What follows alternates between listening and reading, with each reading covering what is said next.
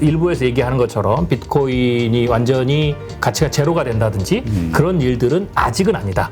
화폐 개혁보다 훨씬 더 위험성을 가지고 있는 게 이 금융 시스템 전체의 개편입니다.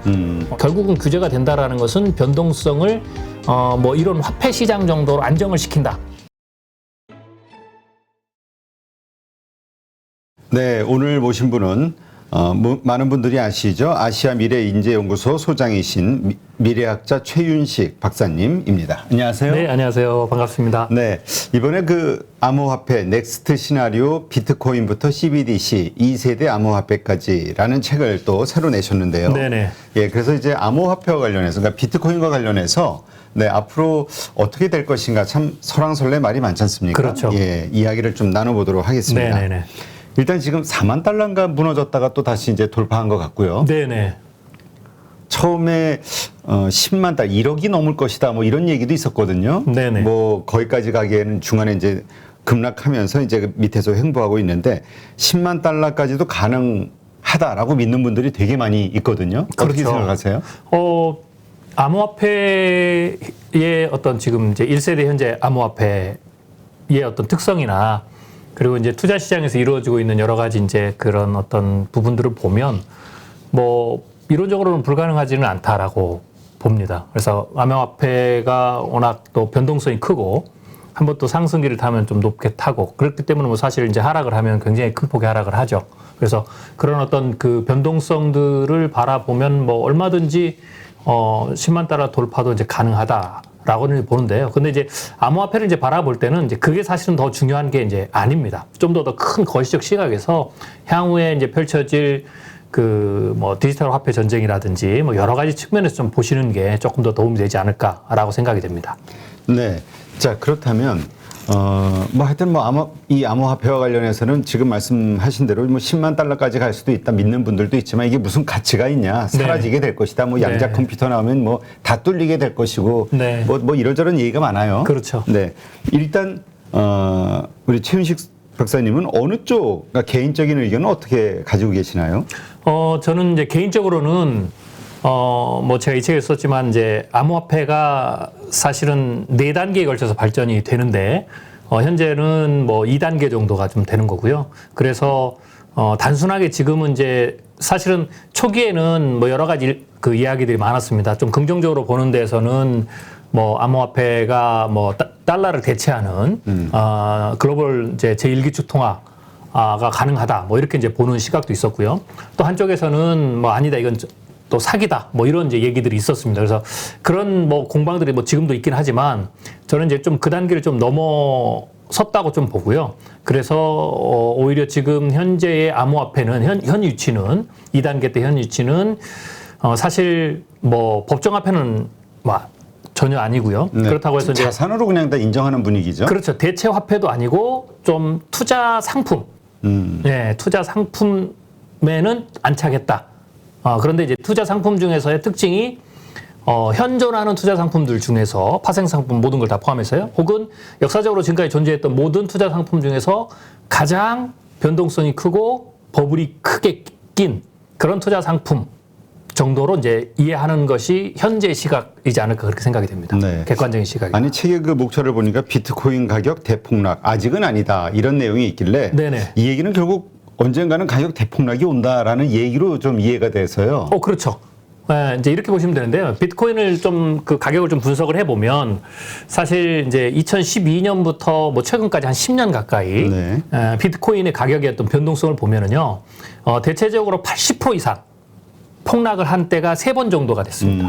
그리고 이제 40에서 50% 이상, 뭐 보통 자산 가격이 40에서 한 50% 이상 폭락을 하는 경우에는 이제 주식시장에서 보면 한 10년에 한 번씩 오는 폭락장에서 나타나는 거거든요.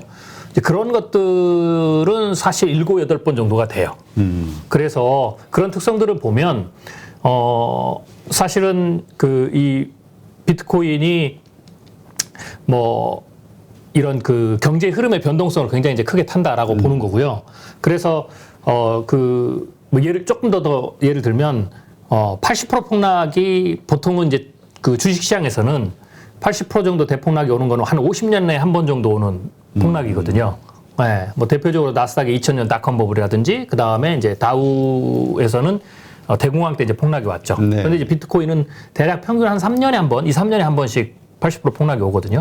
그렇기 때문에 그게 반복적인 거고, 그래서 비트코인은 분명히 또 한 번 더 그런 수준의 이제 폭락이 이제 오는데, 그게 이제 약간의 그 이유들이 그 겹쳐 있어요. 그래서 폭락하는 이유. 그렇죠. 큰 흐름에서는 경기 변동하고 연결돼 있고요. 그다음에 또 하나는 규제와 관련돼 있죠. 그래서 그런 부분으로 봤을 때 물론 뭐 이론적으로는 10만 불로 올라갈 수도 있지만 또 다시 큰 폭의 대량 그 큰 폭의 하락폭도 이루어질 수는 있죠. 그런데 지금 현재는 뭐 일부에서 얘기하는 것처럼 비트코인이 완전히 뭐 그 가치가 제로가 된다든지 그런 일들은 아직은 아니다라고 보고 있고요. 실제로는 이제 제가 예측을 해보면 이제 그 위기에 가는 실제적인 부분들은 CBDC가 그 만들어진 이후에 그 이후에 이제 가능한 시나리오다라고 이제 볼 수가 있죠. 네.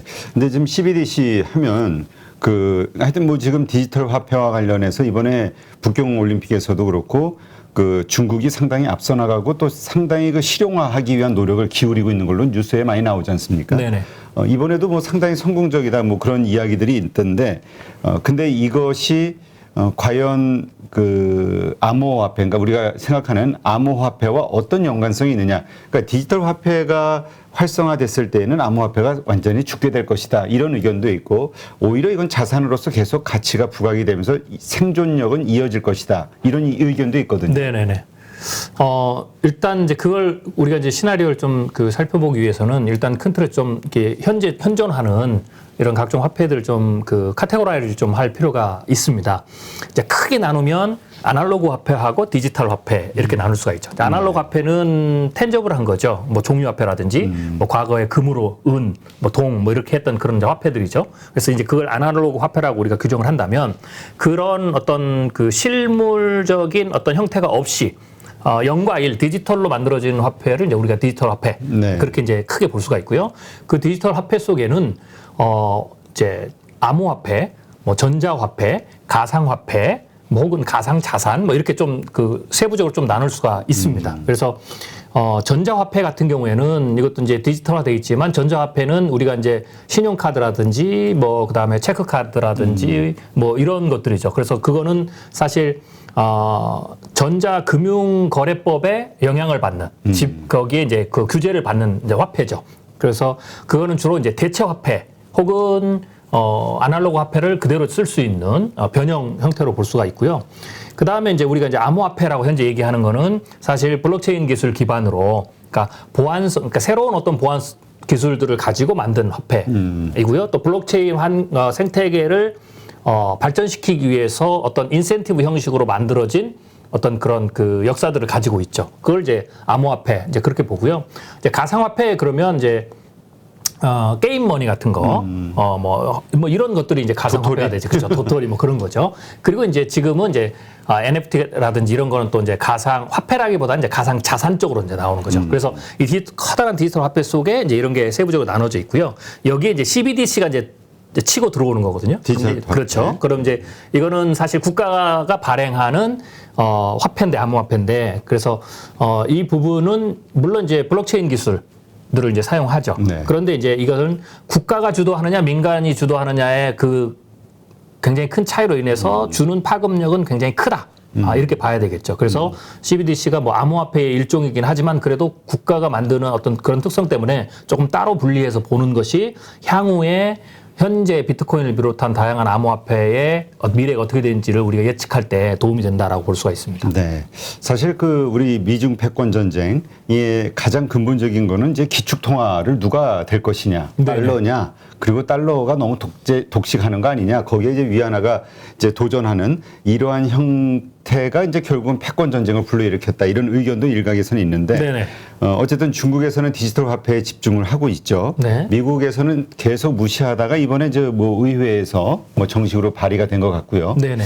네, 어떻게 봐야 됩니까? 미국 과연 디지털 화폐가 이 시장의 생각대로 이 활성화됐을 때 달러 기축 통화권은 약해질 것이다. 그리고 그거를 미국이 가만히 보고만 있겠느냐 이러한 시각 이게 이제 시장의 생각이죠. 일단 이제 우리가 암호화폐 관점에서 좀 본다면 사실은 제가 이제 책에도 썼지만 이게 이제 제 3단계 발전의 시대 3단계인데요. CBDC가 보편화됐을 때가 굉장히 이제 중요한 기점이 됩니다.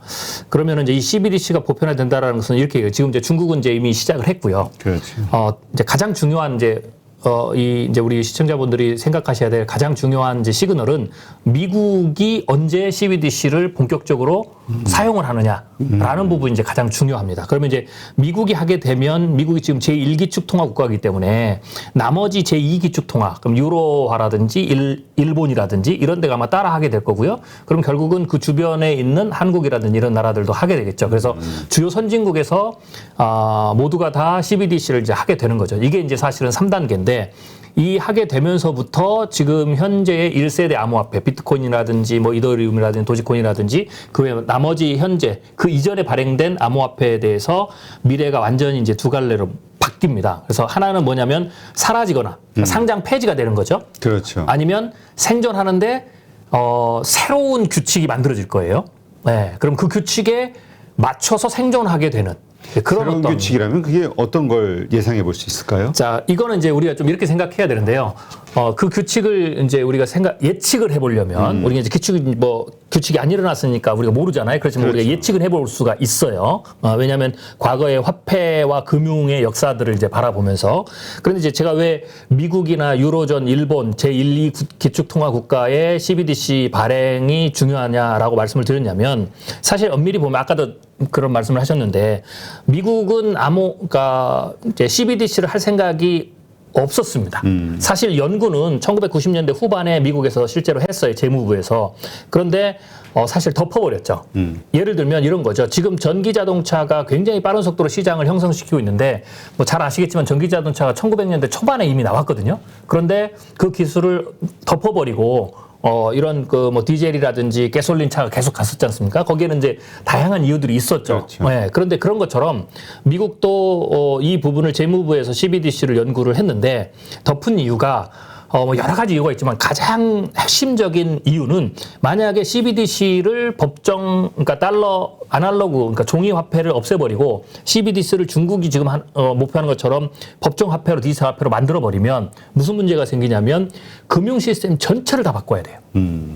네, 그리고 더 나아가서 글로벌 금융 시스템. 예를 들면 우리가 지금 러시아가 우크라이나를 침공했을 때 여러분들 뉴스에서 한 번씩 들으셨을 텐데 미국이 제재하는 것 중에 가장 강력한 것 중에 하나가 러시아를 스위프트에서 제외시켜버리겠다. 그렇죠. 네, 달러 거래를 하는 그 공동체에서 네트워크에서 빼버리겠다고 했지 않습니까? 그게 굉장히 큰 규제인데 그 스위프트 시스템조차도 다 바꿔야 됩니다.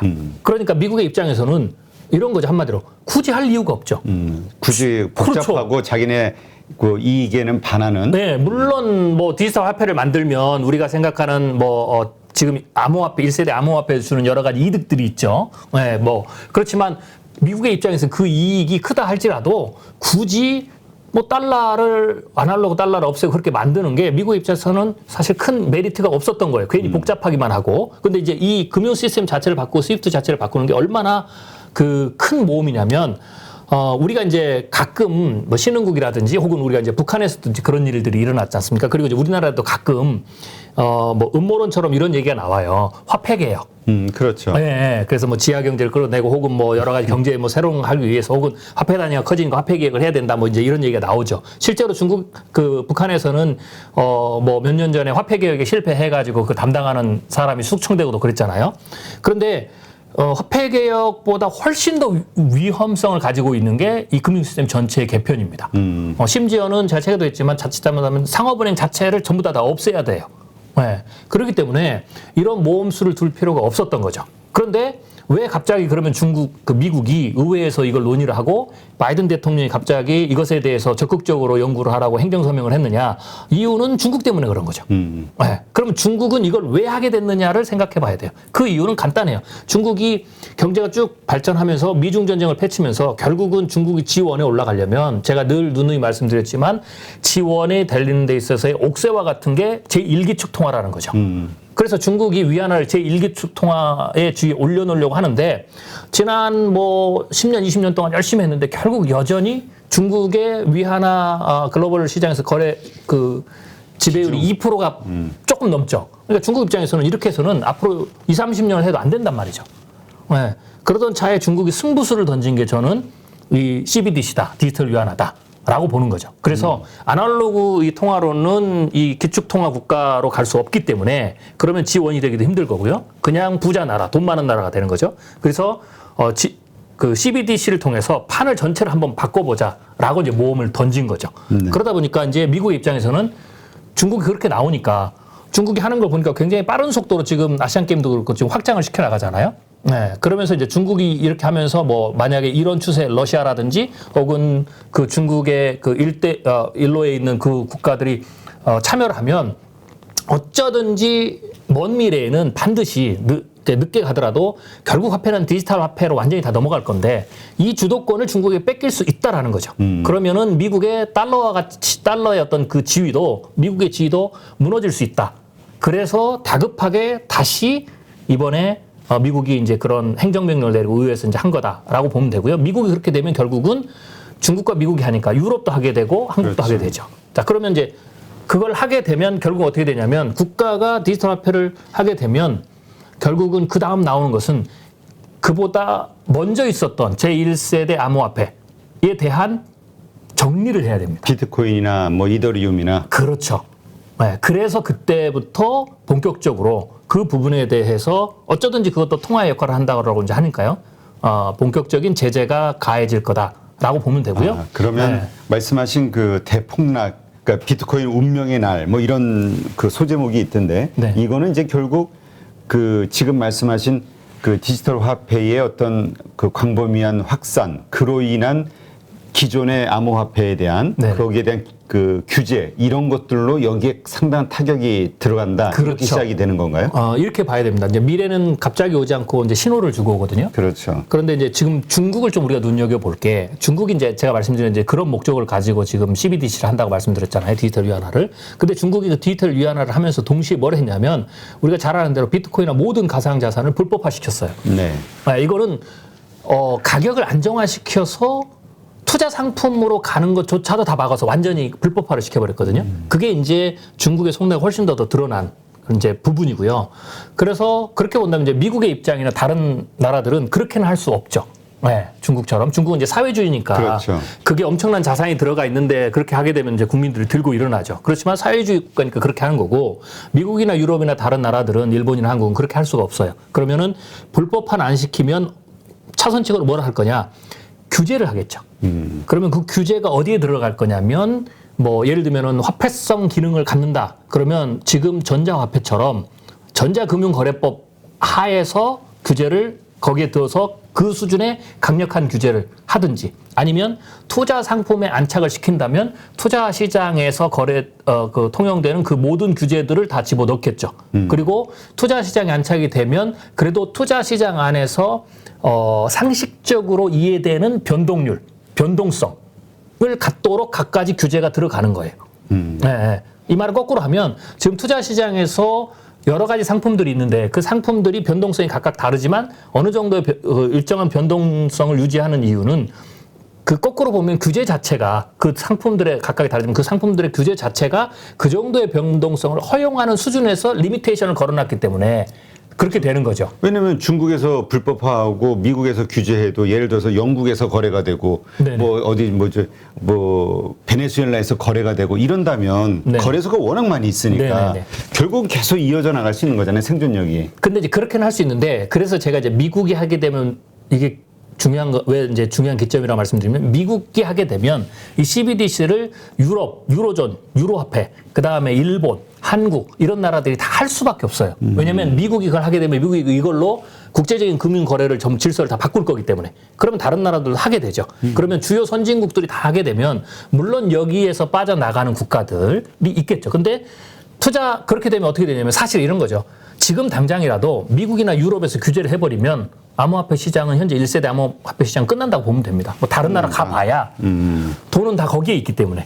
네. 그래서 그런 나라들이 하게 되면 나머지 나라들이 거기에 동참하지 않아도 전체적으로 분위기는 이제 바뀔 수 있다라고 봐야 되고요. 그러면 투자 상품에 관한 수준으로 규제를 하게 되면 최소한 지금과 같은 가격 변동성이나 가격 상승은 없다 이렇게 보면 됩니다. 그러니까 다시 말해서 가격이 내려가게 되는 거죠. 그래서 그게 이제 운명의 날. 그러니까 결국은 유럽이나 미국이 디지털 화폐를 정식으로 출범시키거나 그렇죠. 예, 그렇게 됐을 때 네, 그러면 반드시 이전에 있었던 것들을 제도권으로 끌어들여서 안정시키는, 퇴출시키는 안정시키는. 그 책에 나오는 비트코인 가격의 대폭락 그 시점이 바로 그때가 될 것이다. 이렇게 보시는 건가요? 두 가지로 봐야 되는데 하나는 그 이전에는 그러니까 일반적인 일상적인 그렇죠. 일상적인 대폭락의 반복. 그러니까 3년에 한 번씩 오는.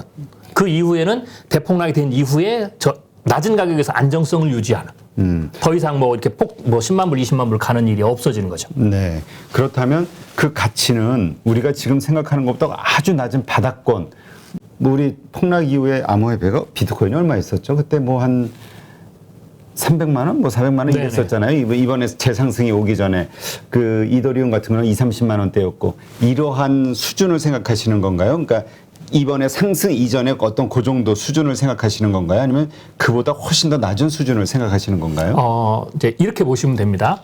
아까 제가 말씀드렸듯이 이것이 없더라도 시장에서 워낙 변동성이 있기 때문에 80% 정도 폭락한 게 3번 정도 있었다고 말씀드렸잖아요. 네. 그러면은 요 근래에 가장 높은 가격들이 6만 불대였어요. 그러면 뭐 대략 한 7천만 원 정도로 잡고 그러면 한 80% 이상 빠졌다. 그러면 결국에는 사실은 이게 뭐 한 1,000만 원대 플러스 마이너스가 되는 거죠. 네. 네, 그러니까 이거는 규제가 만들어지지 않았을 때의 저점이다라고 하면 규제가 만들어지면 이거보다 훨씬 더 밑으로 내려간다. 라고 이제 봐야 되겠죠. 네. 그러면 그게 이제 얼마일지는 그 규제의 어떤 그 강도에 따라 달라질 겁니다. 네. 그러나 어쨌건 상당한 가격과 바닥으로 하락하게 될 것이다. 제가 생각하면 굳이 우리가 이제 비율로 나눈다면 규제 이전에는 80%대까지 혹은 80% 이상 폭락하는 게 최저점이었다면 규제가 만들어지면 그러니까 지금은 아까 말했던 6만 불대로 굳이 한다면 거의 90%에서 혹은 심지어는 99%까지도 가격이 하락할 수 있는 거죠. 아니 책 그 소제목에 만약 비트코인 가격이 1달러가 되면 무슨 일이 벌어지나 이런 내용이 있길래 1달러까지도 생각하시는 건가 이런 생각이 얼핏 들어가지고 그거는 이제 거의 퇴출 수준에 가는 거죠. 그렇죠. 그러니까 이건 거의 네. 시장에서 버려지는 건데. 그렇죠. 근데 과연 왜냐면 이해관계라는 게 다 있잖아요. 네네네. 지금 미국의 시카고 선물 거래소인가 거기에도 이미 들어가 있고.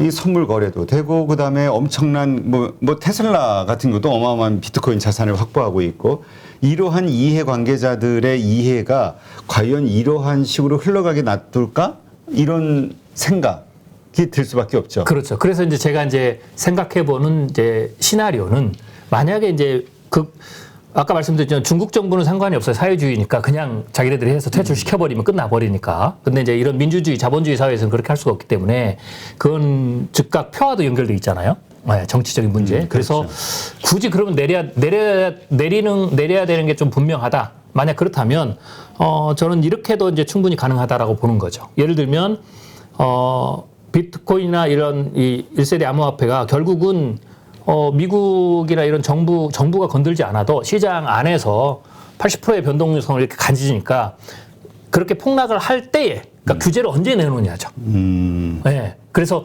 아주 굉장히 고점 막 10만 불 가고 있는데 갑자기 규제해가지고 이게 뭐 99% 떨어지면 엄청난 이제 파장이 일어나죠. 그렇죠. 그러니까 그렇게 하지 않고 가만히 놔둬도 얘가 10만 불을 가도 결국 3년에 한 번씩은 현재 그 변동성을 보면 3년에 한 번씩은 80% 이상 폭락을 하니까 그 폭락할 때쯤에 혹은 폭락이 반복돼서 점점점 가격이 내려올 때 거기에 맞춰서 규제를 하나씩 던지면서 시장에 안착시키는 그러니까 방법이 가장 적절하죠. 지속적으로 그냥 계속 하락할 수 있게 그렇죠. 상황을 만들어 나간다. 네, 그거는 충분히 뭐 예를 들면 연준이 정책을 유도할 때 하는 것을 뭐 미뤄봐도 우리가 충분히 그건 가능한 거죠. 그래서 아마 현실적으로는 그렇게 해서 시장의 불만을 덜면서 아마 가격 안착을 시도할 가능성이 가장 현재로서는 높죠. 그렇다면 지금 시점은 비트코인과 같은 이 암호화폐가 하락하는 단계에 있다고 보시나요? 아직은 상승이 좀 더 구간이 남아 있다고 보시나요? 그건 이제 이렇게 이제 이해하면 될 것 같은데요. 그 전까지는 제가 말씀드린